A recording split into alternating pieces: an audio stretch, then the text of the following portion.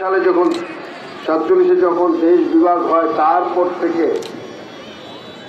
জাতির পিতা বঙ্গবন্ধু শেখ মুজিবুর রহমান তখন তরুণ শেখ মুজিব, তিনি সেই তরুণ বয়সে কিন্তু উপলব্ধি করতে পেরেছিলেন যে দ্বিজাতি তত্ত্বের ভিত্তিতে পাকিস্তান এবং ভারত নামে যে দুটি রাষ্ট্র জন্ম নিয়েছে, সেই পাকিস্তানি অংশে আমরা পড়েছিলাম। এই পাকিস্তান নামক রাষ্ট্রের মাধ্যমে বাংলাদেশের বাঙালির জাতির ভাগ্যের পরিবর্তন হবে না, তিনি কিন্তু তরুণ বয়সে কিন্তু উপলব্ধি করতে পেরেছিলেন। সেই উপলব্ধি থেকে কিন্তু তিনি ধীরে ধীরে বাঙালি জাতিকে সংগঠিত করেছিলেন এবং তারই ধারাবাহিকতায় কিন্তু 1971 সালের 26শে মার্চ তার জাতির পিতা বঙ্গবন্ধু শেখ মুজিবুর রহমানের আহ্বানে বাঙালি জাতি একটি সশস্ত্র মুক্তিযুদ্ধে অবতীর্ণ হয়েছিলেন।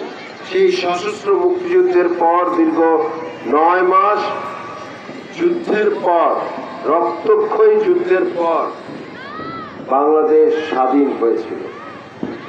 1971-72 সালের সেই বাংলাদেশ আর আজকের বাংলাদেশ এক নয়।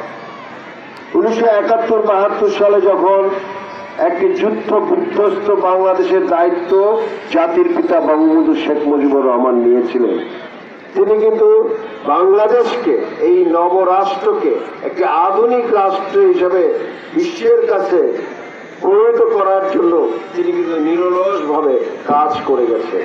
মাত্র 3.5 বছরের মাথায় বাংলাদেশ কিন্তু একটি আধুনিক রাষ্ট্রের দিকে ধাবিত হচ্ছিল। আর ঠিক সেই সময় কিন্তু জাতীয় এবং আন্তর্জাতিক ষড়যন্ত্রের মাধ্যমে জাতির পিতা বঙ্গবন্ধু শেখ মুজিবুর রহমানকে কিন্তু সপরিবারে হত্যা করা হয়।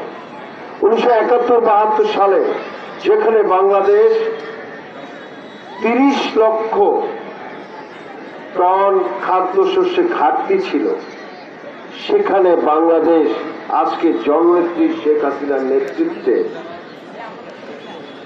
প্রায় 15